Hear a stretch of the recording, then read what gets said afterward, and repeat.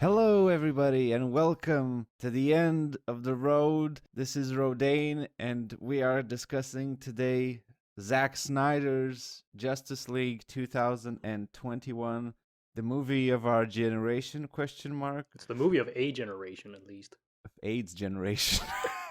Okay, not that one, but And introducing my co-host, he is always clothed, indeed. which is code for always nude, Daniel. And to introduce my co-host, he is the hottest thing on planet Earth. It's Steven. Hello, everybody. Hello. How are you, Daniel, after finishing this 4-hour slog? 4 hour and 2 minutes. Wow, slog. 4 I can hour. already hear your opinion on this thing. Right, so this movie, 2021, Zack Snyder. Released on HBO and HBO Max. Right. Today, actually, of the time of recording. Yeah. And the servers were down. The servers went down. Yep. Apparently, it's all over the place. People are rushing to watch this movie, or Warner Bros. Servers are just shit. I don't know. So yeah, this is the movie people have been waiting for. At least some people have been waiting for. This is the Snyder cut, at least as we're getting it. It is Snyder's intended version of this movie. It is 4 hours, as stated, 4 hours and 2 minutes. It is very long and It's uncooked, uncensored, raw. basically, yeah. Like, honestly, Steven, this movie, without just to begin with, this movie kind of feels like the ultimate cut of Batman v Superman. Like that, this is the ultimate cut of a theatrical cut we never got. Yeah. Because in some sense, I mean, we will get into some of the things they've added that kind of feel like they belong in an extended cut rather than a proper theatrical cut. I think that overall this is much, much better than Batman v Superman. And Yes. much better than infinitely better than Justice League 2017, because that was like watching a bad fan cut of this. So I'm actually looking forward to the fan cuts of this. I'm not, because who the fuck has time in their life to watch that? Fair. You know, I think that the idea of releasing it in a letterbox is stupid. I don't understand it. I really don't. Yeah, it's in well. It didn't really look like proper 4x3, but it's letterboxed. It's square. Right. And you know, in some scenes you can kind of tell that it wasn't made with that in mind. It's because most of it is framed at center, so it's pretty easy to cut it, but there are some scenes where it's like, yeah, this doesn't look that great. But to be fair, I think they shot most things with enough headroom to be like, yeah, sure, we can just put them in whatever format we want. So for the most part, it looks fine. It's just like, why? This was filmed for the same format, I assume, as Batman v Superman and Man of Steel. Right. So why am I not seeing it? Because you gotta go to the IMAX theater. Nobody's gonna go to a fucking IMAX theater. I saw photos of people lining up outside of an IMAX theater. Did you? Yeah, I saw photos of it. In like the US, of people lining up in like special IMAX screenings of it. Jesus Christ. I don't know how many of those exist, like of those screenings, especially outside of the US, but they exist.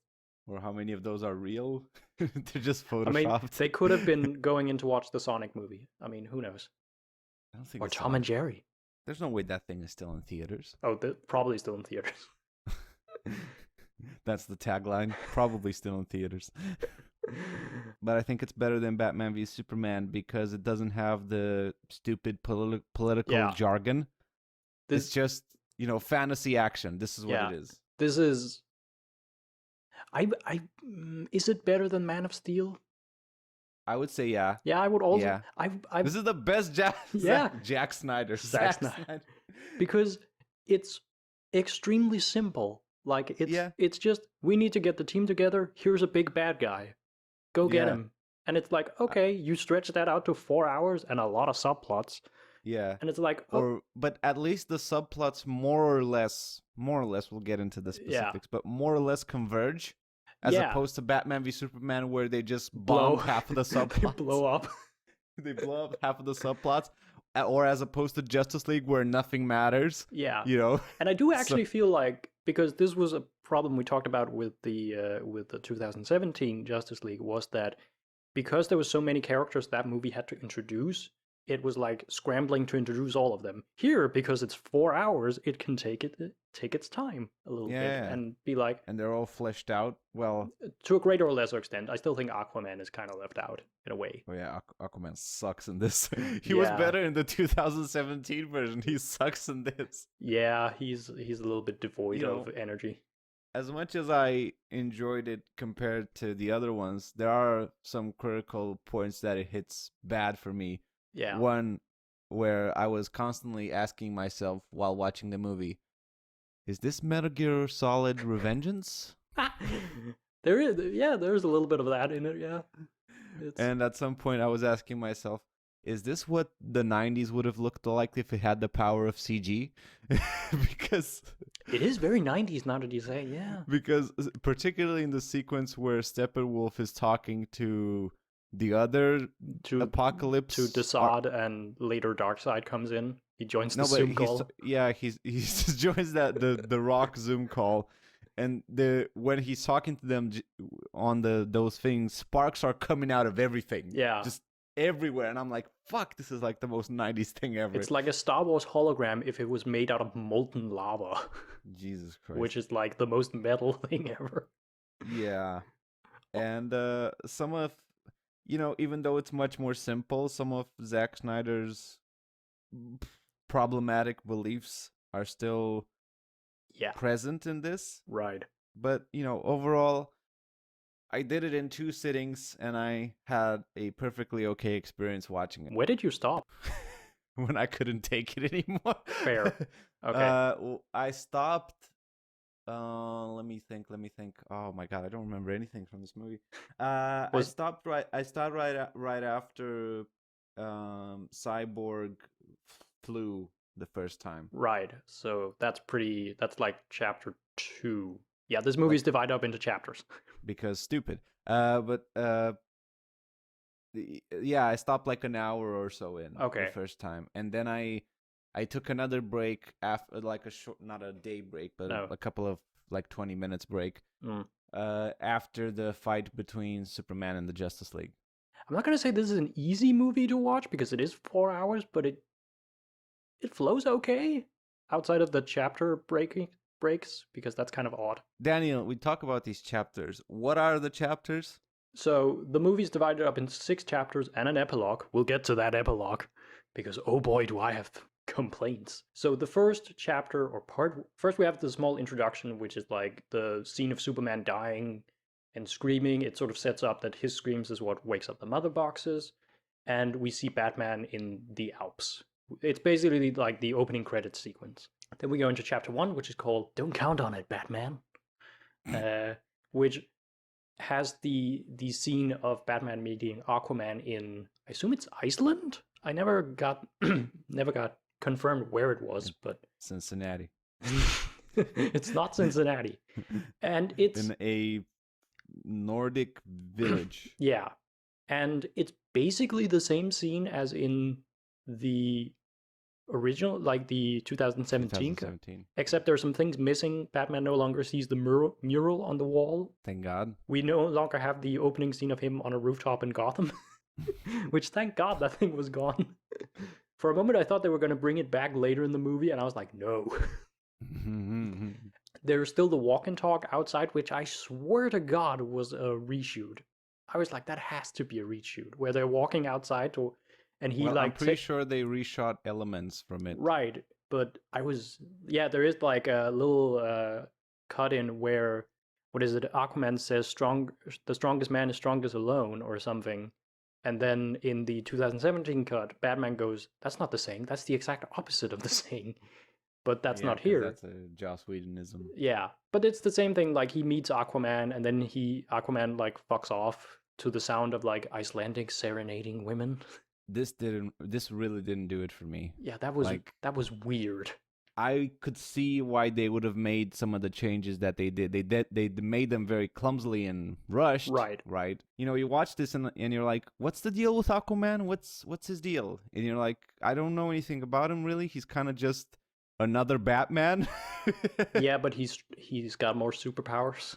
Yeah. So, what's the point of him? Yeah. Kind of. They've sort And of also this movie and that one do a really poor job of showcasing his powers. right. Like at the end battle, he's just flying through the air, and I'm like, "This is your water, dude. What are you doing?" Yeah, but this is a general problem with Aquaman. As long as there's no water involved, it's kind of hard to like have him there. Yeah, but you're the one telling the fucking story. Right. Just don't kneecap him Yeah. by default. They do try to set up his like origin a little bit more. Like he gets the trident in this movie. Here's what I think happened. They shot whatever this is, Right. and whatever character was supposed to be this, because I don't know if there is one. It's just Jason Momoa lumbering through scenes. Then they started shooting Aquaman, Yeah. and then they began reshoots on this, and then they looked out at the dailies or whatever for Aquaman, and they were like, shit, this is way better. Or maybe they looked at the script and was like, Or oh, something. Yeah, something Yeah. like that. Because the Whedon version is closer to the Aquaman movie. Definitely not the same character as the Aquaman movie. Yeah. Like if this was the only version of Justice League that you'd ever seen, and you went into the Aquaman movie because chronology-wise it's supposed to take place after this, it would be like you watched into two different like characters. So that was also probably the intent of the reshoots. It's like, oh, these characters don't match. We need to Yeah. we need to do something about that. So I can definitely see that. Right. Then we basically get some more setup. Like we get the Martha has moved out of her house. She has a dog now. But is it Martha though? Because No, this scene is definitely Martha. We will get. Because in canon, this is the only scene with actual Martha. No, I think she also shows up when Superman flies back to Kansas. Oh yeah, I forgot about that. I mean, she doesn't say anything. She just drives up. Like most women in this 4-hour movie. Yeah, we'll get to that. We get a little establishing of Lois's daily routine, which is she buys coffee and then she goes to the Kryptonian ship, which will become a little bit important later. Because that's become like an effigy to Yeah. Superman. It's also where his like burial site is. Well, isn't he buried in Kansas? Yeah, but it's like his Superman grave is there. His memorial. Yeah. Then we get the Wonder Woman sequence where she attacks some terrorists. That scene is way better in this version because it's more fleshed out, I love that when she lasso of truths the one guy and he starts talking about like what they are, she goes, boring, move on. And she murders some fools. Damn, she murders some fools. Yeah, she almost murdered those children because she does the whole thing. Which is this a thing only in Zack Snyder's versions? Because I haven't seen it in any of the other solo movies with her, where she clanks her bracelets. She does it in the first Wonder Woman movie as well. So she clanks her bracelets, which causes a huge explosion, kind of. Yeah, there's like one dude standing there, and she's like, "I'm gonna blow up this entire building to get rid of you." And yeah, like, and it cuts to the outside, to the explosion of the building, and I'm like, "Fuck! Did Wonder Woman just nuke those kids?" I love the exact the moment after that where she like goes over to the kids who are being threatened by these terrorists, or were, because now they're fucking ash. And there's a little girl who goes like, "Can I be like you one day?" And I just wrote as a note, "Future mass murderer child." Jesus. Because it's the Zack Snyder version, it's Right. superheroes by way of Black Hawk Down. To the extent that they fucking put music from Black Hawk Down into this, it's not exactly music, but it's the hey, hey, hey, hey, hey. There's a lot of vocal music in this. Like, God, what is this? Fucking 2001? I mean, Jesus. there's like half a Nick Cave album in here, which, okay, I like Nick Cave, but there's also a lot of just like vocal chanting. Well, it's only for Wonder Woman, I think, and Amazons. They get like vocal chanting. Like, hey, hey. Then we get the Amazon mother box scene where Steppenwolf drops in, and we get introduced to new Steppenwolf. Wait. You mean the scene where the Amazon are just waiting in action position for the mother box to activate, and as soon as it does, they just arm themselves? Do they do this every day? Every day they just stand there? I really love the idea. Well, what else are they doing on the Themyscira? Like, let's be fair. I don't know, living their fucking lives? Gotta do something. But I love in the opening sequence of the movie, we get a like little shot of like where all of the mother boxes are. So we see the Atlantean has like Mira stationed there, which okay, Mira is pretty powerful. I could understand why she would be stationed there. The Amazons have like 200 soldiers pointing arrows at it all day, and the human one is in a closet. It's in Cyborg's closet. I guess they couldn't cut to it under 3 feet of dirt, so. But yeah, we get Steppenwolf's action scene with the Amazons, which is the same as the original movie, except it's more extended and more violent. Yeah, and fuck, did the dialogue of the Amazons was atrocious. Jesus Christ. Evil does not sleep. Oh yeah. What? I did, however, like how the action scene, because it's longer, gave more moments to them. Like they like jump him and like try to hold him away from the mother box. And oh no, it's way better than the the mess that was the other one. The boom tube still looks like shit. And we actually get a confirmation from our little theory from last episode, which is the boom tube is actually endless.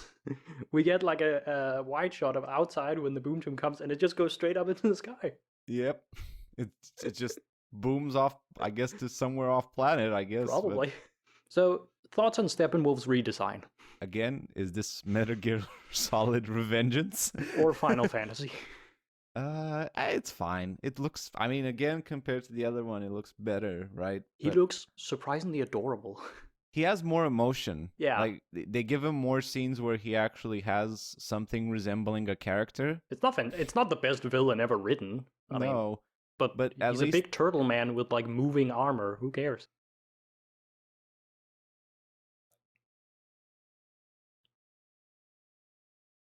Yeah, like, I hope they simulated that. But it's still so painful to look at just because of the idea of somebody had to animate it. Yeah. And it's a bit visually cluttered at points. Yeah, because the armor specifically is so detailed, it gets very visually cluttered when he's not, like, zoomed into. When you don't get, like... Yeah, when you don't see just his face, right? Yeah. Which is... Okay, just a little thing on the design. Who decided that his helmet... Because he has, like, horns... And then the armor covers the horns. Who decided that the hole for his helmet should be so tiny that his face looked tiny? he has a tiny face, which is adorable. But again, he looks, he at least emotes correctly and has a face that looks inhuman, so you don't get that uncanny valley thing of like, this looks kind of human but not really. Yeah, he looks very alien. And he doesn't go mother all the time. Mother. No, yeah, they improved the voice performance of the guy who did the voice and everything. Kieran Hines. Yeah, I like his character definitely a lot more in this, and they did a lot more tricks to blend in with live action, like in scenes where he's facing directly the sun, the armor because it's a sort of a shiny metally material. Ricochets the lights, and you can see like that sort of haze that it creates because of it. So I like that. They definitely took more time with the visual effects, and that kind of stuff. I guess my final thought on the whole Amazon sequence, again, fine, very, very well done, very much an improvement on what we see before. Like small additions that lead to a better product in general. I wrote down, is this just another 300? It is very... It looks a lot like it is very 300, yeah. This is like gender bent 300 when, especially in that sequence where the action is a lot of slow motion, right? Yeah. A lot of ramping and slowing down and that kind of thing. Exactly like 300. And the color palette is very brown, much similar. Yeah, brown and orangey. Yeah, it's very like female 300, which I mean, he did 300, so why not? This is Zack Snyder's strong point is visual storytelling. Not the dialogue. In some cases, yeah, I would point to some scenes and go like maybe not fully, but and specifically wrote down war porn. Yeah, he's very good at like flashy action sequences that involve war. Then we basically get the same scene of like the Amazons fire the arrow that informs Wonder Woman, and then we go into chapter 2, which is the Age of Heroes. We get introduced that Steppenwolf's base. Wait a second. When they launched the arrow, it's supposed to be like some god's arrow, right? Right.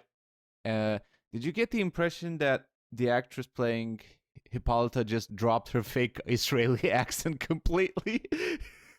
She was just talking in plain American English for that scene. What are you talking about? And then, then when they launch the arrow, she's just like, "Hello, my name is whatever." And Yeah. this is... and I'm like, okay. Yeah. So chapter 2, Steppenwolf sets up his base, which is no longer in Siberia. It's outside of Moscow for some reason. Who gives a fuck? Who gives a fuck? And we get introduced to Wonder Woman. That she sees the fires that has been caused by the arrow. It lights like a monument or something. Yeah. And she goes to investigate and finds a hidden crypt, which is basically just the backstory of Darkseid's invasion or attempted invasion of Earth. I like that sequence. Diana the Tomb Raider, right? Yeah. It was really good, and it gave you some context to how the fuck does Diana know all the things she voiceovers later. Yeah. Right. We also get a little bit more of an introduction to Aquaman. He has a little scene with William Dafoe, which is basically just tells us how he got his trident, because it's given to him by William Dafoe. And there's a little bit of a setup for like things that happened in the Aquaman movie, basically. Yeah, he gets his own little music video in this. Yeah. Again, more Nick Cave. Remember, this was a problem in the last one, that we didn't know why or how did Aquaman get to that specific citadel. Right, yeah.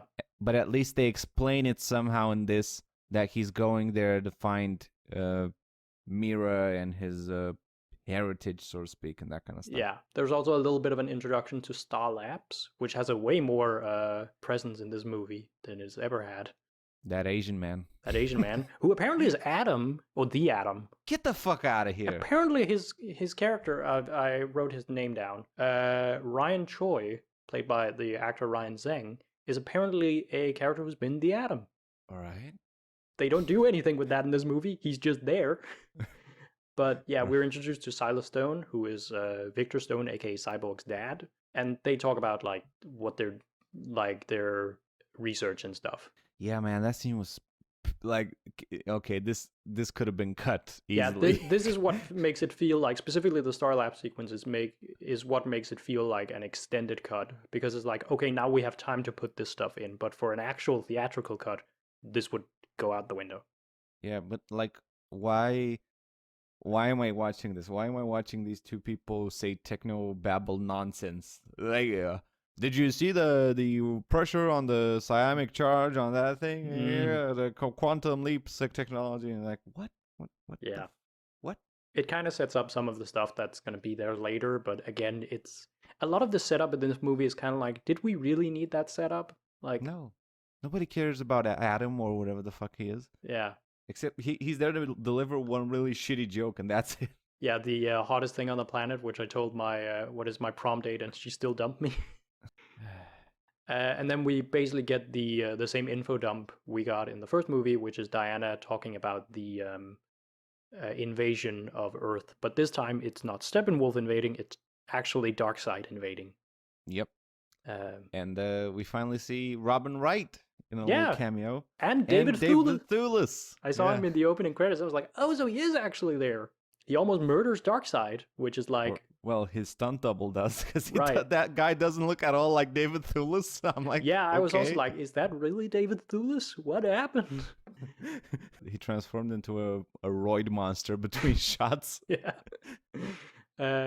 Is it just me, or did Darkseid feel a little like not scary in this movie? Like, Darkseid is supposed to be an intimidating villain, but here he's just got beaten by David Thewlis. Yeah, well, they nerfed the shit out of him for no reason, really. He doesn't use his Omega beams.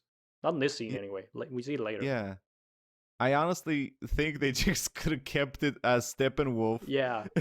Then now I can see why they did it, because again, you know, you're sort of alpha bad guy, right? Your ultimate, you know, your final boss, right? Right. And he's just been beaten by a bunch of characters that we already know were beaten by our heroes in solo movies, right? Like Ares gets beaten by Wonder Woman and that kind of thing. Right. So what's the fucking point, you know? And they also show it in such a bizarrely vulnerable way where he's like dragged by his minions on his ass. Yeah, like he's really just like fucking beaten to shit. Like he is. Like maybe just show him do a tactical retreat. Yeah, like maybe he's there. Steppenwolf and the other minions are getting their ass kicked, and he's just like, I'm not feeling like doing it now, or whatever. Which is kind of funny because we see through, as we talked about, Steppenwolf basically call into Apocalypse through that big rock. Dial up. Yeah, and we get basically explained that he's still in exile, which was a plot point in the original as well. Of course, there it was for the failed invasion of Earth, but here it's for something else. Exactly. And I could totally see that in the rewriting process. They were like, wait, why is he in exile? We don't know. Why? Yeah, why don't we just put Steppenwolf there instead in the invasion thing? Yeah, and that gives him a reason for his exile. Right. Again, it's still poorly done, but I can see why they would go for that. Yeah. I honestly prefer that change of it being Steppenwolf instead of Darkseid, because then Darkseid also is a little bit more intimidating. Then we get chapter 3. Are we already at chapter 3? Shit. Yep. Not a lot of things happen in these early chapters. Which is okay, so Zack Snyder has stated that the way to watch this movie in more than one sitting is to stop at the end of chapter 4. Right. But that's like 2 hours and 20 so minutes, like 2.5 hours into the movie. Right. So the last 2 chapters, I think I noticed that the last chapter was like an hour, whereas these early chapters are like half an hour. Right. My only note on the flashback sequence left is this, with all this rewriting and bringing back to the original and reshoots and all this, men still bury their fucking mother box in the woods. Yep. God damn it. I also have that note. You could have just cut it from the movie. Fuck it. Then we get to chapter 3, Beloved Mother, Beloved Son. Mother. Which introduces us to Barry Allen, who's late. My first note when I saw Barry Allen was, well, at least now everybody hates Flash, so. I was surprised his scene, because I had thought that the original intent of Snyder was for, sure, he's the comic relief, which he still is in this movie, but he isn't to the same extent of the Whedon version with brunch. But then we get an entirely new scene that introduces him that is basically similar to the fucking brunch scene. Yeah, but I think I liked it. Honestly, I liked it. I'm not gonna let you shit on it, Daniel. Okay, it's mainly just when he goes to a job application for be a dog walker. Which, that's hilarious to me, that Flash is a dog walker. I will say, I did chuckle a little bit when we see Star City and the camera pans and you see a reduced speed limit sign. Yeah. That was kind of fun. Basically, the point of the scene is to introduce Flash's powers by him saving Iris West. Yeah, who's a famous character from the comics. I actually like that sequence of him saving her. It showcases, like, one, why he needs a suit, because it basically breaks his clothes. It's visually interesting. It's Zack Snyder's strong point is slow motion, number one. And boy, does Flash have a lot of slow motion. And the sequences where characters don't talk, Yeah. Pure visual storytelling. This is perfectly fine, and it's really good. And I like how they portray Flash's powers, in the sense that they play off the fact from the comics that Flash is fast because he can siphon energy from the Speed Force. I sound like a crazy person saying all this, but it's in the comics, okay? Yeah. There's a force called the Speed Force, and it allows you to move at incredible speeds. And you can see that because Barry, essentially, it looks like he's attracting lightning from the air. And I really like that idea. I honestly like Flash in this movie. Yeah, no, he's toned down enough to be likable, which is good. My only point on this scene is Iris West is driving a 70s vintage car. Yeah, I was going to point that out as well. Like, the car, also, she looks like she stepped out of the 50s. Yeah.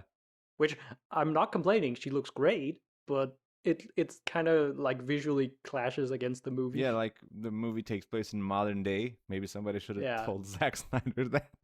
Yeah. But I bet you that car is from Zack Snyder's gym. Yes. Everything in this movie is from Zack Snyder's gym. But honestly, I can't believe that they decided to cut this out of the 2017 Me neither. version. Like, I was contemplating this when I was watching this movie because Warner Bros. Actually allowed this movie to be made, to be finished, like to finish the visual effects and to shoot some extra scenes. We'll get to those, and then release it today. But imagine how this makes Warner Brothers look, because this is clearly the best movie that Snyder has done, at least in this like DC thing. Yeah. Why didn't you just release this originally, guys? Because it is too long to release it in cinemas, but you could have taken whatever this is and truncated it to I think you can actually edit this down to like 2 hours, maybe? 2.5 at least. Yeah. And honestly, I kind of hope that because they're making the Flash movie, obviously, and I kind of hope that this Flash movie takes more from this movie than the original Justice League, and then of course builds their own thing out of it. We get some more like setup for different things, like Lois is still sad. She has Superman's suit in a box. For I noticed reasons? that. How did she get? I don't know. Does she have government clearance for that? Throughout the movie, we get a lot of like cuts to Steppenwolf and like what he's doing to sort of show us what the hell he's doing. And one of the ones we see is him interrogating Atlanteans with his like little spider thing. Yep. And it basically shows how he knows where the mother boxes are. Yeah. And he also sends out parademons to like find them. And it's a good scene with Steppenwolf. I really liked it. I liked the little apocalyptic technology device that he uses to interrogate things. It was really good. This entire chapter is basically a lot of Cyborg. We get a lot of his like introduction. But I really think that they missed an opportunity here to name this chapter, "Oh my, we both touched the mouse." You're gonna have to explain that one, Steven. God damn it! There's a quick sequence where that Diana and Bruce meet, right? And they're like, "We need to assemble a team, Wonder Woman." And they decide to split up. Yeah, but there's like they do in the there's original. a quick scene where Batman is sitting on his stupid chair. Right, and they both go for the mouse. Right, yeah. And I'm also, like, Batman's stupid fucking chair. I hate that chair. Anyway, but they both go for the mouse, and there's like, oh, we both almost touched hand, and I'm like, Jesus Christ. Yeah. Yes, we get essentially Cyborg's backstory. You know, how he became Cyborg.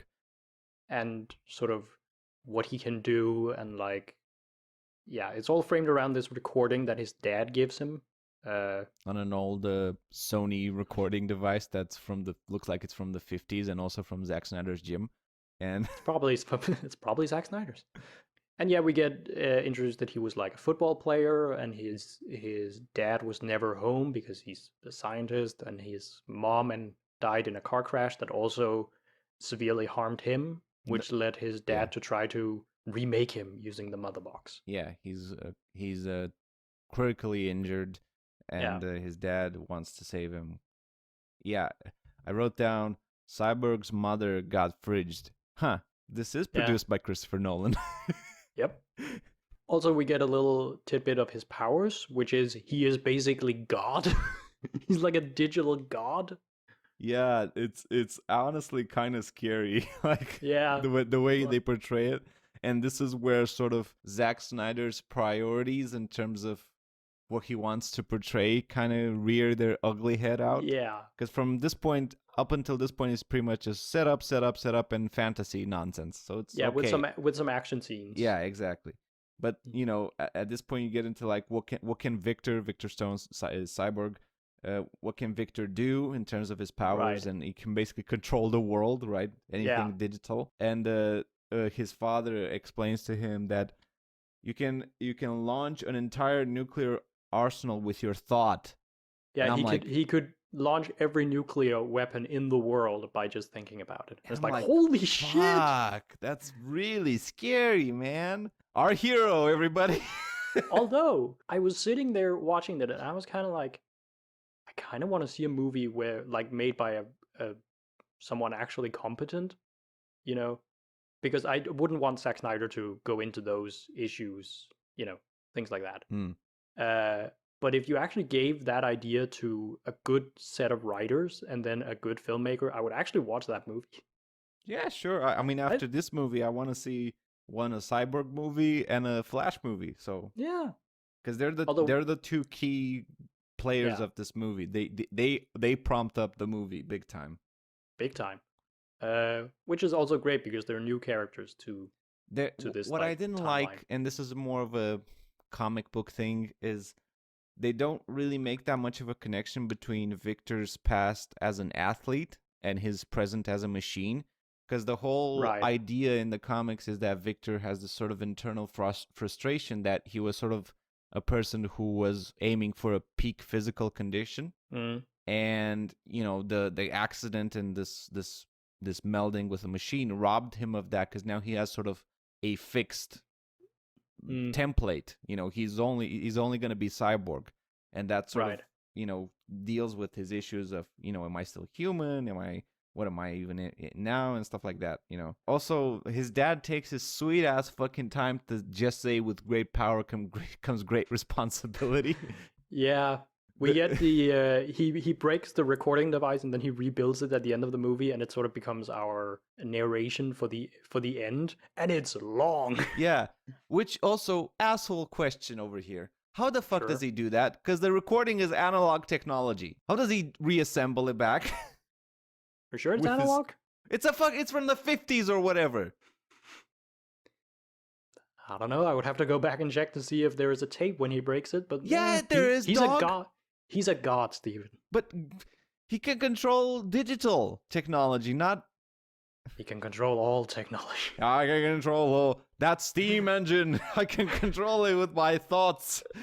Oh my god, I would have loved to have seen that. Him throw like a steam train at Steppenwolf. That would have been something. That also is in Zack Snyder's gym. Yeah. The steam dumbbells. And this all leads up to like Batman and Diana meeting with Barry and Cyborg respectively, and it's basically the same scenes as the Whedon version, except again there is no brunch. Yeah, and in this scene we get to see what kind, like up close, what kind of car Bruce drives. Oh my god, we get like a full 10-second extra of just glamour footage of his car. Brought to you by Mercedes, yeah. Brought to you by Mercedes. What was that steering wheel that he had like a weird screen happening? Yeah. How do you focus on the driving with that? We also have a cute little scene between Diana and Alfred where they're making tea. Alfred is awesome in this. Yeah, bitchy Alfred is back and I love him. Yeah, he's not like a weird horn dog anymore where he just asks whether or not Bruce is fucking anybody. Yeah. I like Alfred in this movie. But although it is very much, you know, it comes across as, you know, men riding women type of thing, where the man rides around town in his cool sports car while the women sit at home making tea. Yeah. Kind of. Also, Batman is rebuilding Diana's gauntlets. I love that Diana actually points that out. Yeah. She's like, this is my thing, Bruce. It's like, maybe he should also build a lasso and make it black. And it's like, oh. That's funny, though. Yeah. We also have Cyborg digging up his own grave to hide the mother box. That was kind of weird. I can understand why they took that out of the 2017 version. Why would you put it in your own grave? That's weird. I mean, he's a bit weird. I guess. And then we get the Atlantis fight scene, which... I will eat my words. I thought the Bubble speech was reshoots. I told you. Apparently it's not. Told you. You told me. Which, okay. So the fight scene is, again, very much like the original. You have Mira fighting Steppenwolf, basically. Yeah. And it's a little bit more violent. Like, she just, like, draws blood from him, his face, which, holy shit. Also, like, when Steppenwolf takes an axe to one of the Atlanteans, you can see like the blood coming out of him. Yeah. Like, oh god. But there's a point where Steppenwolf like pins Mira against the wall and she makes a bubble, and I was like, oh, she's gonna make a bubble so that they both fall because suddenly there's like they're no longer in water. Yeah. But no, she's doing it to speak with him, and it's like, god damn it. Yeah, that was stupid. That was nonsense. I have a note here to ask you, Daniel, because you are the biggest fan of the Aquaman movie in the world. And it is pretty good. Believe the hype. So do Atlanteans in that movie talk in like weird crustacean noises underwater? No, they just talk underwater. Because in this movie, they can't seem to be able to talk with each other except for like weird crustacean noises, except when they do the bubble thing. Yeah, which is kind of weird because there are very few characters in like Atlantis that are supposed to be able to basically waterbend. Like Mira is basically the only one that we ever see who can do it. All right.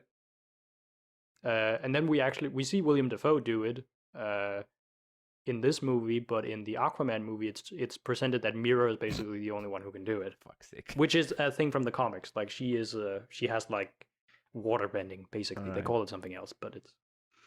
But in the Aquaman movie, they just talk underwater. Oops. Yeah.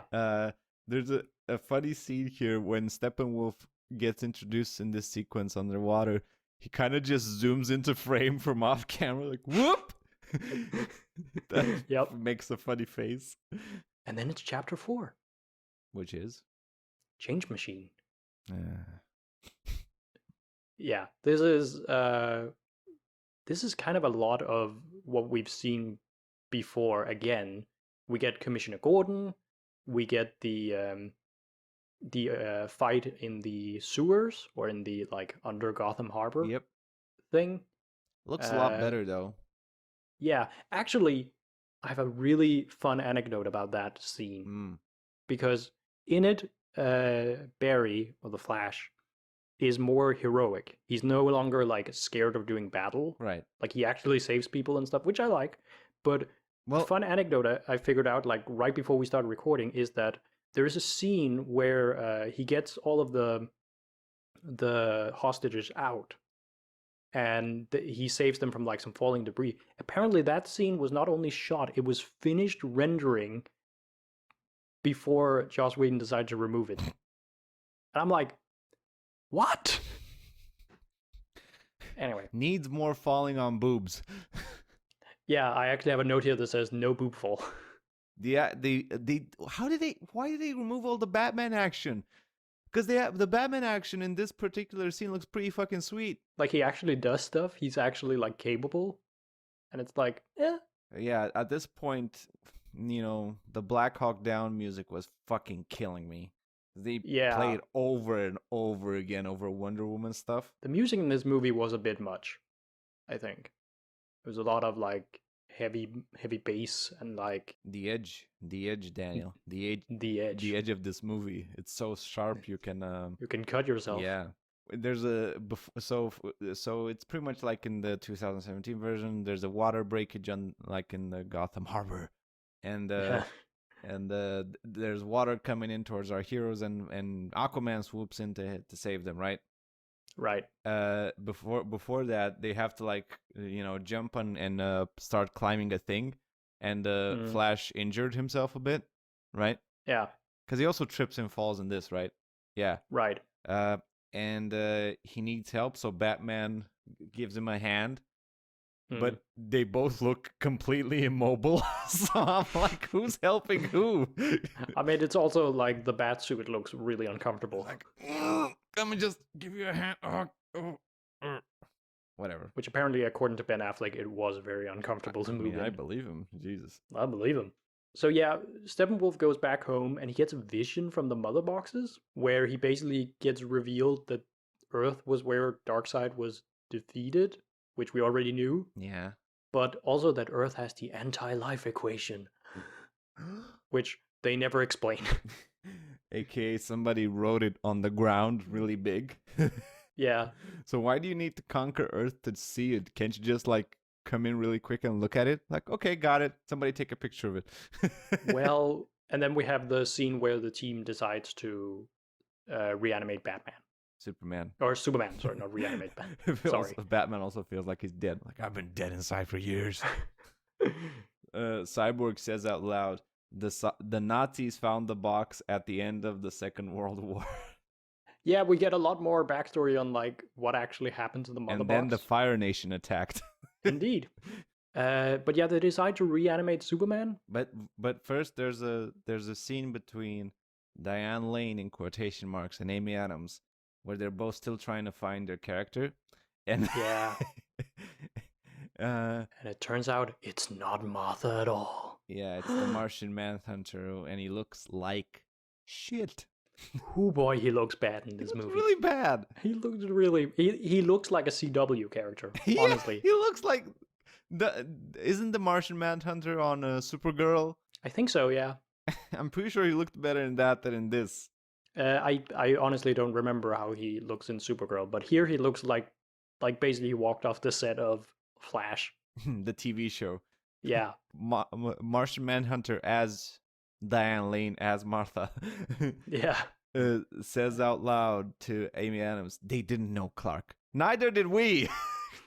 Who? Neither did you, to be fair. But yeah, Martian Manhunter in this movie is pointless. I'm sorry. And I like the sequence after that where they're sneaking into the facility where the Kryptonian ship is housed. Right? Where Flash is trying on different hats because he's disguising himself as a military, and he's asking Aquaman, like, what do you think, option A or option B? And Aquaman's like, let me see option A again. I really like that. I don't know why, but it cracked me up big time. Yeah, and it kind of begs the question, because there's obviously humor in this movie. Like, there's comedic moments. Yeah. But why is Aquaman then not also similar to... Like, he has some moments in this movie where it's like, okay, I can see the version that is here versus the version we get in both Whedon's version, but also in the Aquaman movie. So, yeah, they break into Star Labs. They make sure that everybody gets out by faking a virus outbreak. Nice. Mood. Nice. Silas stays back, Cyborg's dad, because he figures out that it's them doing it, and he's like, okay, I'm just gonna let you do this shit, whatever you're gonna do.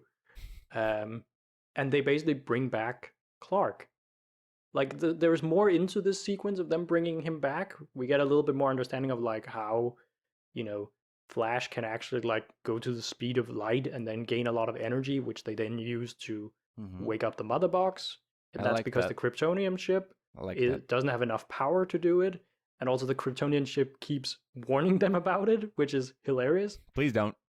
I like the fact that she says it's irreversible, but please don't. Like, yeah. You said it's irreversible. Like, we also get a little bit of a setup of Flash's power to rewind time. He essentially actually accesses the Speed Force, which allows him to travel through time. But what I don't understand, and maybe I just missed something because I maybe zoned out or passed out, but in that scene, is Cyborg the one who sees the future? That was my understanding of it as well, that he sees the future because of... I've literally written here, visions from another world from the ship/mother box, ? And then what it would have been hilarious is after that Batman wakes up in his bed. I kind of want to talk about these visions and the nightmare sequence and everything, but should we wait until the epilogue? Because we basically, after this, we just have the last part. Sure. They bring back Clark. They have the fight scene with him. It's a little bit more extended. We get a little bit more of him fighting each individual member of the team, except Batman, because Batman doesn't fight. Yeah, because he has to jog all the way there. Yeah. He does have the... he actually, like, blocks Clark's, like, heat vision with his gauntlet, which is... Okay, that's kind of impressive. But also, fuck yeah, Cyborg saves somebody, because Superman hurls a truck at some of the military, and then Cyborg saves them. So good on them. Yeah. And then that's when Batman shows up, and he's like, "You're right, take cover." And Lois shows up for her morning ritual, which again, cup of coffee, and goes to the memorial, and she sees Superman, and then they take off. Yep. And then Steppenwolf actually shows up, and we actually get more of that. He just doesn't... It's not just him booming down and then back up again. It's like, where's the box? Victor's dad steals the mother box. Yeah, and because the mother box gets blown away when they reanimate Clark. Yep, still hits a car. Still hits a car. Now there's people. So Victor's dad steals the mother box and attempts to either destroy it or something.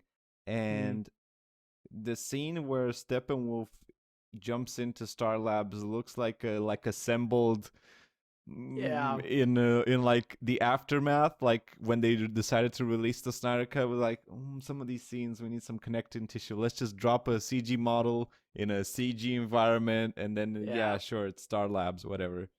Right. It kind of looks like that, doesn't it? Yeah, but what Silas basically does is he takes it into like a laser and then he heats the box up so that they can find it. Because it's the hottest thing on Earth. But why does he have to be in the chamber while that happens? Because he has to sacrifice himself, Steven. We talked about this. This is a theme. He's like, I've seen Man of Steel. I know what to do. I saw the same visions you just saw. People die. And I do too, now. I'm gonna Dr. Manhattan myself. Shit, didn't work. He comes back as Captain Atom. God damn it. No. But why was he in the chamber?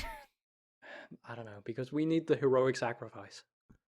That's literally the best I got, Steven. I don't know. Cyborg should have been like, Dad, what the fuck are you doing? I mean, he basically is. And then we get to part 6, Something Darker. Which at this point, like the color correction of the movie is back, ladies and gentlemen. I mean, it might as well be black and white because there's barely any color to speak of, really. Yeah. Outside of some key moments, one in particular was Victor's flashback when he was doing his football thing. That was kind of colorful. Yeah. But other than that, the movie's basically black and white almost. And yeah, it's very like muted and brown. when it cuts to this chapter and it says something darker, it's like, darker than this? Shit, better bring up my brightness settings. We get the scene of Clark and Lois going to Kansas, which again, basically the same scene. Yeah, but they go to the farm. Yeah, in Smallville. Yeah, which is in Kansas. Oh my god, I almost broke in half when I heard the line Lois comes with. Because, okay, so they land. Right. Lois asks him why he brought them here to the farm. Right. And he goes, this is home. And then she goes, you spoke. And then he asks back, like, didn't I do that before? That's in the 2017 version. They have, I don't know if they ADR'd or if they ADR'd for this version. I have no fucking clue. But in the 2017 version, that little back and forth is changed so that Lois goes, you smell good. And then he goes, I didn't do that before. And I was just like, what? It just boggles the mind that somebody would be like, he says his first words after he like comes back from the dead and he like does a little cute back and forth. But who the fuck decided to change that line into her going, you smell good? It's like, what? What? Maybe they thought at that point the movie was not salvageable, so they thought maybe we can get like a shampoo commercial out of this. Smell like reanimated Superman. Do you bleed? I did kind of miss the Superman lifts up Batman and goes, do you bleed? Yeah. Because that was kind of funny. Anyway. Yeah. But there's another line here that's kind of funny I don't think in an intentional way. They're inside the house, right? And you brought me to Smallville, and Clark's like, yeah, I loved it here. And I'm like, did you? Did you? When you got bullied all the time and your dad was a creep who told you that you should probably let people to die, did you really love it here, Clark? Yeah. Oh, the town where my dad was killed by a tornado. I love it here so much. It was right over there. It was right over there. I can see his charred corpse still. Never buried it. Never. It's still flying somewhere. Then we basically get the team preparing for the final fight. Yeah. Alfred has a weird line here because all these people, he never saw before Aquaman and Cyborg, so he's like, what the fuck? And he says, I'll put on some tea. Don't know where I'll find the cups.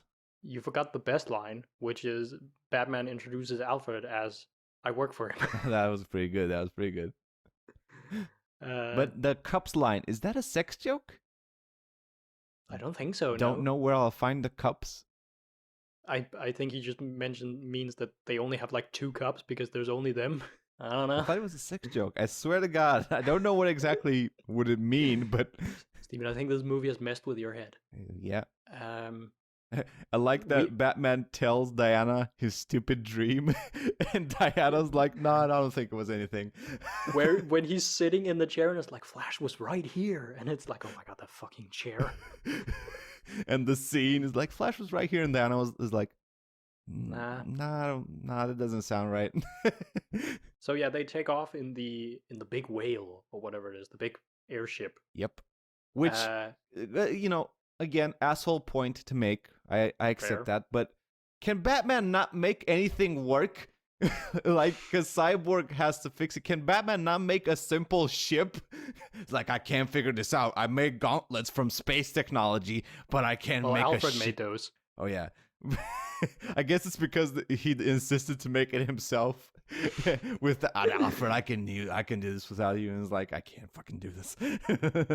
And in between that, there's the scene where Superman gets the black suit. Oh yeah, Superman's First Flight 2.0, aka the black suit version. Why is Zack Snyder so in love with the black suit? I don't understand this. Well, okay, for those who don't know, the black suit is a thing in the comics. It's supposed to be a special suit that Clark uses that siphons more sunlight. Yeah, it's a regeneration suit. Yeah. And it is part of the story that comes after the death of Superman. But in this, it makes no fucking sense.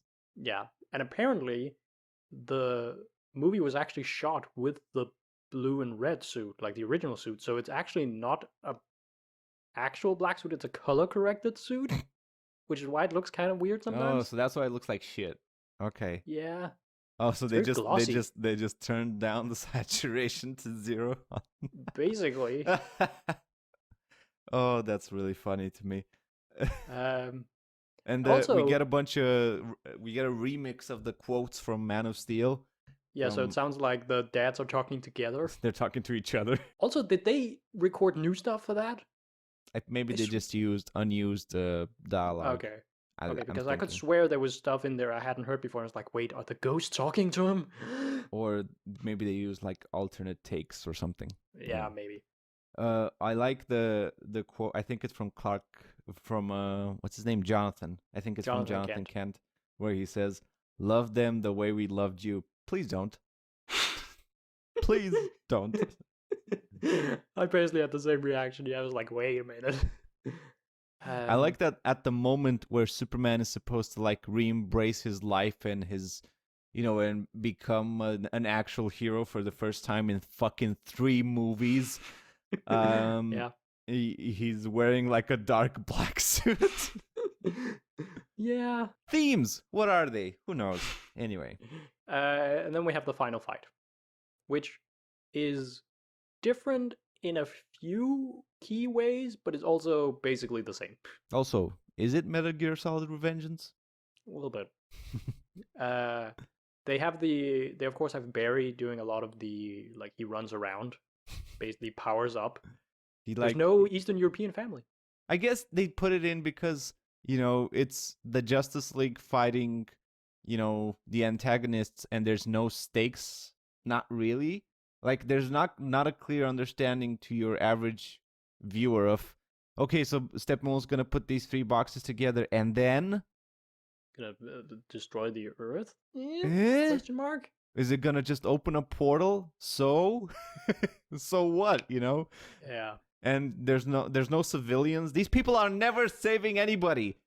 I fucking lost my shit for that one scene where Cyborg saved the military from a truck. No, actually, it's a cop. It's actually the actor who plays that cop is the guy who played Jimmy Olsen in the Christopher Reeve. Oh yeah. When they tried to put civilians in there, it was the worst thing ever. So fine. fine. Yeah, like this fight is a million times better because there's no Dostoevsky. Dostoevsky. God damn it, they basically beat the shit out of Steppenwolf.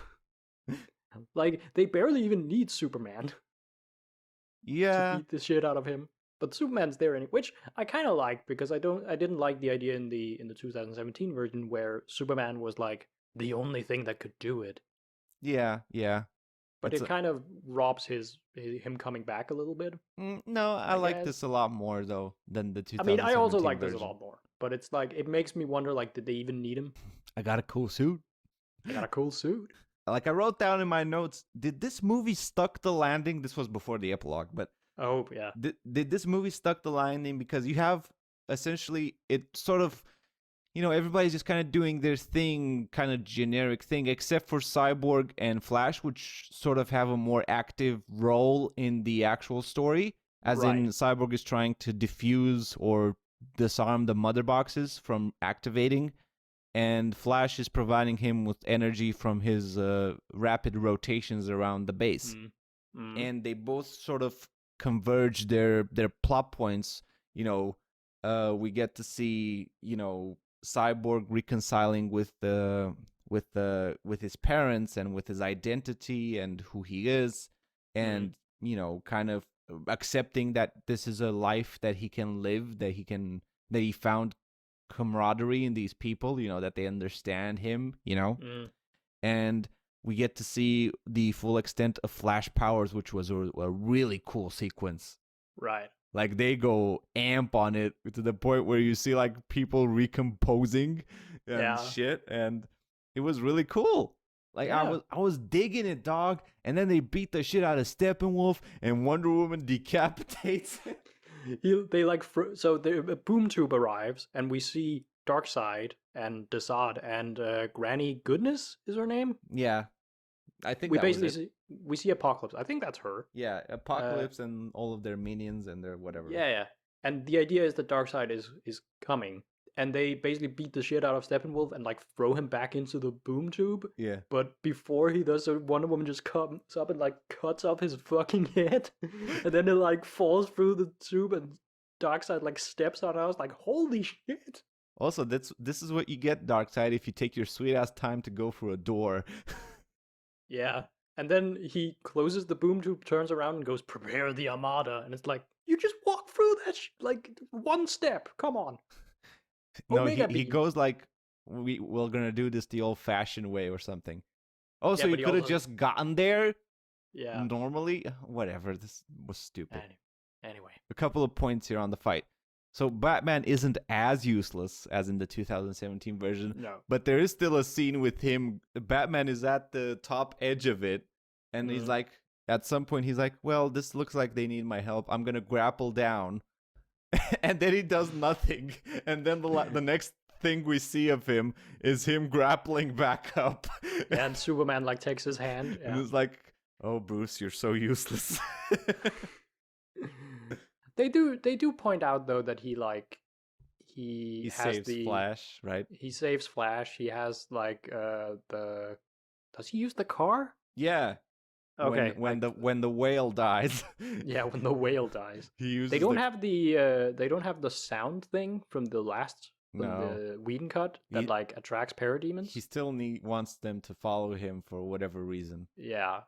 But I could see why they would change that to be like, okay, this means that Batman also has a like key role here, and like, okay, he's one, bringing down the tower, and two, he's getting the parademons away, which, okay, fair enough. Yeah. But yeah, the battle is overall a lot better. Yeah. Than the original. It's still a mess in a way, in a certain way, but it's a lot more cohesive. It's in a mess that's enjoyable. It's fun to watch, yeah. Yeah. And it's not impossible to understand what's going on. Exactly. And again, Flash and Cyborg carried it through. So yeah. If the movie would have ended there, yeah, with the shot of them look as the whale, didn't the whale get destroyed? Wait a second. Maybe we're... Is this a second whale? Maybe we're mixing up the two. I honestly don't know. No, because they're standing by the silo, and and then the whale comes up. Yeah. But I know that in the in the Whedon version, the whale crashes. Like it crashes into the tower that destroys the shield. But I don't actually remember if it does that in this movie. Anyway, so Anyway. if the movie would have ended at the shot of the whale coming in, I'll be like, all right. Yeah, it's good. the team standing on the top of the silo and looking out over the ruin.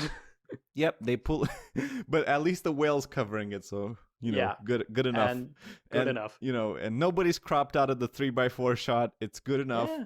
And you're like, okay, heroic moment. It was good for what it was. Yeah. Cut to black, please. And then you're like, there's another half hour left. Then there's an epilogue. And which is called the first part of the epilogue is okay because it has the framing device with Victor reassembling somehow the analog tape recorder from his dad and listening to it, and his voiceover plays over characters reconciling and moving on with their lives and so on and so forth. There's some cute little details like Diana standing on the edge of a cliff looking presumably towards the Themyscira, which is like, okay, that sets up like maybe some motivations going forward of like she wants to go back or whatever. Yeah, because Steppenwolf keeps pointing out that she abandoned her sisters and maybe she feels some sort of sense of abandonment, something like that. Who knows? Barry gets a job at the crime scene investigative thing, which I want to point out. Okay, this is where you didn't notice it, but your brain did, kind of thing, where Zack Snyder's weird conservative views start to rear their head again, because Barry's father does not view Flash's accomplishments as worthwhile until he gets a job, which is a very conservative American thing to think. Also, Bates working. What is also, it? Fucking Dr. Phil? So Flash has the great line of like, calm down, Dad, or you'll get maced again. That was funny. Batman is standing on his bat tank from Dark Knight Returns, which just makes me think, what the fuck is he gonna do with that, given how much damage he did in Batman v Superman with just the Batmobile? Where is he gonna park it? When he goes inside someone. When he sideways. But like when he's gonna go to stop crime, right? He's gonna nuke half of Gotham. You just see like Commissioner Gordon standing on the building, and you just see like a mushroom cloud inside. Is like, oh, Batman's out. Somebody tried to mug a store. Quick, get to the back tank. And we get the scene with Luthor and Deathstroke, except it's different in this. It's not a setup for the Injustice League or whatever the Bad Justice League it is. The League of Super Baddies? Or the Light or the whatever. The Legion of Doom? I think that's what it's called, the Legion of Doom. Well, there's also the Injustice League, and there's the Light. It has like a million. It's the Legion of Doom, you fucker! Okay, but it's different. In this, he gives Deathstroke Bruce Wayne's identity. Yeah. And then we have the nightmare sequence. And this movie destroys almost all of the goodwill that this movie that's gotten me through. Like, okay, couple of thoughts on it. Doesn't matter what happens in it because it's nonsense. But one, it looks like shit. It is also a reshoot. It's a reshoot. It's been added, I assume, since they announced that they're gonna do the Snyder cut, correct? Yeah. Because the Joker, I know that the Joker scenes with Jared Leto were shot prior to this movie coming out, but after, they were shot like last year. Right. Two, because it's a reshoot, I assume nobody looks like they're in the same room. Yeah, there's a lot of like cut to one person, cut to the other person. Yeah. Batman, particularly, or Ben Affleck, I guess he kind of thinned out because of the suit, the mask, the cowl looks really big on his head. Doesn't fit. Yeah. He looks like a cosplayer of Batman. Yeah. With the trench coat on as well and everything. So the nightmare sequence is basically we're back in Nightmare Land. Yeah, it's the same time, I guess, as the dream / vision that Batman had in Batman v Superman. Yeah. And we have what is it? We have Flash, we have Cyborg, we have Mira, we have Joker, and we have Deathstroke. Batman and Deathstroke. Yeah. who were on a like broken highway talking about Superman coming and getting them and that they have to do something and Maybe get out of the open. yeah, maybe. I love the fact that we see a parademon, which is a different design parademon. I Yeah, kind of yeah, liked how yeah. that one looked. Land on a car and fly away, and then it just moves the camera like 5 centimeters, and then you see Batman behind the car, and it's like, Bruce, you weren't even fucking hiding. I'm a stealthy as a ninja. Okay, so why is Joker there? What? Because why not? Why not kill him, Batman? You obviously want to. I don't know. I didn't totally hate their like back and forth. I did. Fair enough. There's the reach around bit where Joker says to Batman, "But who's gonna give you a reach around?" And they have this gross. like they're gonna kill each other, but he gives him a card, which means it's a truce or whatever. I don't fucking. So it's nonsense. Yeah, Flash is wearing a stupid helmet suit. I don't see he's wearing the suit that he has in No. the in Batman v Superman. in the dream question mark. Yeah. And is the idea that this timeline is gonna be present in the Flashpoint movie? Is that what the idea is? Here? Okay, so in conjunction with the release of this movie, Right. Zack Snyder put on a small exhibit, showcasing like memorabilia from this movie, like costumes and stuff, and concept art and whatever. But what was also in that exhibit was concept art for the future movies. So we've talked about before how Zack Snyder was originally scheduled to do 5 movies, where it has always been the consensus that he was going to do 2 Justice League movies, where this was one of them, Right. and then a 5th unknown movie. However, we now know what that 5th movie was. What is it? So the 4th and 5th movie would So be 2 Justice League movies, tentatively titled Justice League 2A and 2B. And in this exhibit are like 5 basically like giant A3s or something with the outline for those movies Okay. and some concept art. All right. However, this was made before even Batman v Superman was shot, so some of it doesn't really line up with what we get in Yeah, Batman v gotcha. Superman in this movie. So it's like, but the plot of the sequel Justice League movies to this movie would have been there would have been some movies in between. Like I think they specifically state that there would have been a Cyborg movie, there would have been a Flash movie, of course there was been an Aquaman movie, Okay. and a Batman movie, because the Batman movie was going to be Batman versus Deathstroke, All right. which is set up with the Lex Luthor scene. Then in Justice League 2 Part 1, Darkseid was You going to fucking invade. kidding me? No, you can find images of. So you can find the he wanted to make the sequel to Justice League 2 movies. Yeah, so basically see this movie as like the first Avengers movie, and then the next 2 movies as like your Infinity War and Endgame. Got it. Okay. They're actually quite similar in plot, funnily enough. So the idea was going to be that the Part 1 was going to be Darkseid's invasion, and everybody loses. All right. Like everybody dies. Well, I assume it's the idea with Superman turning to the dark side, right? Yeah, we see in Cyborg's vision Superman sitting with a corpse, which is supposed to be Lois. Right. And that's going to be the thing that turns in evil. And then the only one who survives is the people we see in the nightmare sequence.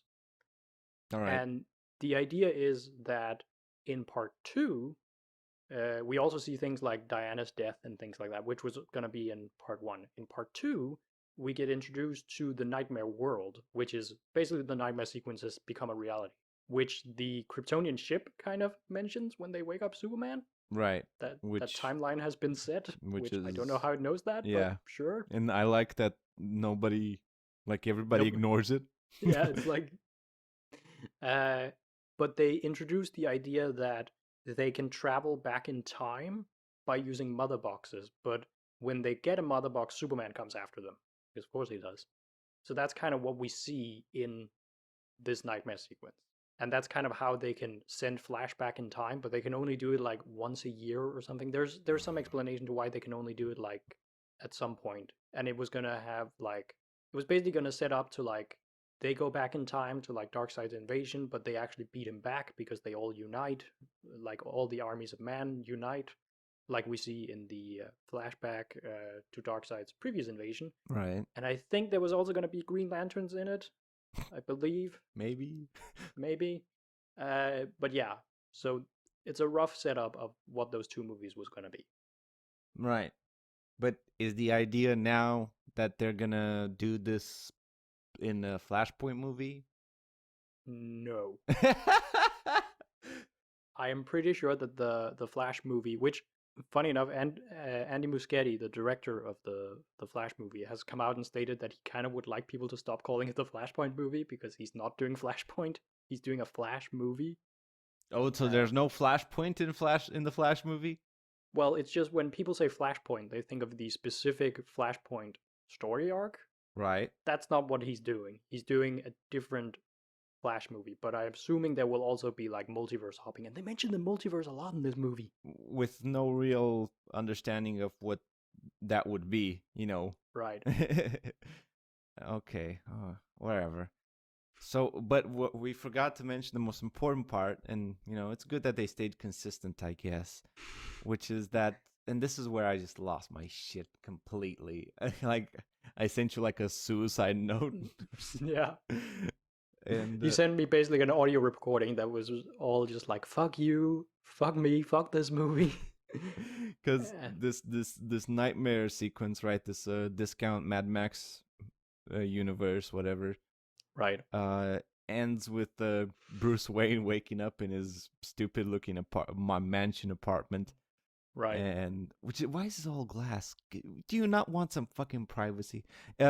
And current day Ben Affleck wakes up completely out of shape in his mansion. It is obviously current day Ben Affleck. Yeah, I mean it was obvious in the nightmare sequence as well, because again, but it's costume don't fit. Yeah. Okay, so you know, it's not really a knock against him. Like, why would you get in shape for 3 seconds of shooting, whatever? And then he walks down to his porch, and there's to cap the terribleness. There's terrible looking Martian Manhunter, being like, "I'm Martian Manhunter. How are you? I'm also here. I'm also here. Hello." And Batman's like, "Hello back. I'm Batman. Hello." It is the most awkward conversation I've ever seen. Okay, maybe not ever, but it's really awkward. Ben Affleck looks like he just woke up because that's what happened, and Martian Manhunter looks like nothing because he's a CG monstrosity. Is he CG or makeup? Both, none. I don't know. I don't know. He's generated by an AI. I don't know. And he's from Zack Snyder's gym. Hey, I have this guy who hangs out in my gym who looks exactly like there? Martian Manhunter. And then he flies away in a stock animation from Man of Steel. And yeah. They just took animation from Man of Steel and put the model of Martian Manhunter on. He literally has a line where he's like, so like Batman goes, "What do they call you?" And he's like, "Well, they've called me many things." And then when he's leaving, he goes, "They used to call me the Martian Manhunter." And I was just like, imagine being Bruce and being told by this clearly like alien whatever that he's the Martian who hunts men. He's like, why do I want this guy on my team again? I need a drink. They spent extra money on. They did the same mistake where they spent extra money on things that ultimately ruined the movie. Yeah, in my opinion, yeah, it's incredible. Yeah, because if you remove the nightmare sequence, like everything before the nightmare sequence is fine. Yeah. It's even good in places. Exactly. Imagine that.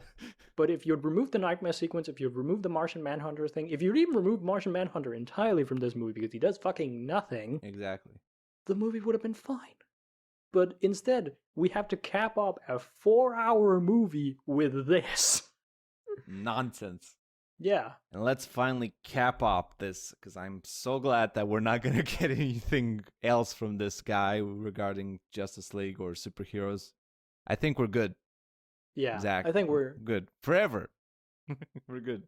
You did a good job with the last movie. Did Zach. he? Except this last little bit of it. He did a better job. And if this movie achieved anything, is that I want to see a Cyborg movie and a Flash movie. Yeah. With these specific actors. And I really think that Ray Fisher is right in saying that the producers did him a disservice, because he has no character in the 2017 version, and he is arguably somewhat of the main character of this movie. Yeah. You know, he has a fleshed out arc, he has a story. Him and Flash again work perfectly well. I would want to see a Flash Cyborg team up fucking movie. Yeah, but sorry to disappoint you with that. Ray Fisher has stated that he will not be participating in anything as long as Walter Hamada is involved, who is the head of DC. Yeah, you blew it, guys. You really blew it. Which is sad, because I really like Ray Fisher in this role, and I would love to see him get his own movie, and I'm actually looking forward to the Flash movie because of this. Yeah. So it achieved that. So we're going to get a Flash movie, and I'm curious to see it. I'm curious. Yeah. And we're definitely going to fucking do it for this podcast, because it might as well be a sequel to this in terms of how are they going to wrap up all this nonsense. But, you know, a lot of other things are still as bad as in Batman v Superman, mainly Batman and Superman. Well, I think it's you're completely right, but Superman is not in this movie a lot. So in a 4-hour movie. He's maybe there for 20 minutes if I'm generous, which again plays into some of the reshoots that are understandable, which are why is Superman not in this movie? We need more scenes of Superman. Although I do kind of like the fact that he's not in the movie a lot. Well, because if he was, he would be terrible. So but also the idea of his death is supposed to you're supposed to feel that he's gone. So having him not be there for 3 hours of a 4-hour movie, you kind of get that, I guess. But again, you know, we're at the end of the road, and we don't, you know, our through line throughout all these movies was Superman, and we know nothing about him. Yeah. How do you do this? Let's calculate. We have a 4-hour movie, a 3-hour movie, and what is this? Man of Steel is 2.5 hours. Yeah, about. So in total, we have 9 hours of footage. Yeah, 9 hours of footage with this character, and we don't know anything about him. He barely even wants to save anybody. At the end, you know, when he's listening to his speeches from his dad's, you know, oh, this is the time where you become who you were meant to be. Who is he meant to be? You know, we talked about this with Man of Steel, that there was a push and pull where it's Jonathan Kent doesn't really want Superman to be Superman, and there is this well, should he be Superman or should he just be, you know, Clark or whatever? And I felt like that they had edited the speeches from the dads to be more on the vein of no, you're Superman now. You're the good guy. You're the guy who saves people. Yeah, they try to twist Jonathan Kent into, you know, he might have actually been pro Superman the whole time. Which he wasn't. He was not. But again, you know, by the end, you're you don't feel anything for him or Batman, as in, you know, they look okay, whatever. So, closing arguments. Closing arguments. The closing thoughts. How would you rate it, since we rated all the other ones? So, what was the highest rating we've given? I think 4? Man of Steel was given a 5 or a 4, and that was the highest. Yeah. I think I would give this a 6 at least. A 7 if we didn't have the thing at the end. Yeah. I agree. Tentatively a 6. Yeah. 4 hours and you barely get a 6, though. Anyway. I mean, it could have been much worse. It could have been 4 hours and you got a 2. Because had it been Batman v Superman level and 4 hours, I would have given it a 1. 4 hours, 3 hours out of which are political jargon. And then we blow up it all at the end. We stop this, and this is it. This is the end of our journey through the Zack Snyder movies. It's been interesting. It's been a journey. It's been a journey. It was miserable, but it was a journey. We're gonna do some other stuff from this point on, because god damn it, I sure need a break from this. We are at some point, right, Daniel, gonna do an award show. Oh yeah. Maybe at some point next week, maybe at some point in the future. Maybe. We'll see how it goes. We'll see. We want to do it also as a video more than a podcast, so sort of have more like a glitz and glamour. So that will also come out on our YouTube channel, which you can find. Yes, YouTube channel, RODANE Podcast. Search it on YouTube. Subscribe, motherfuckers, because I see you. I see you viewing and not subscribing. I've also noticed the subscriber number versus the view number, and it's like, All right. Well, Daniel, Anyway. Anything else to add? Any closing thoughts on this whole bonanza? It was a long road to be ruined by Tom and Jerry. It was a long road to be ruined by the last half hour. Thank you all for listening. Yeah. We hope you enjoyed. We hope you enjoyed our, misery and our discussion mostly. And we will see you in the next one. See ya.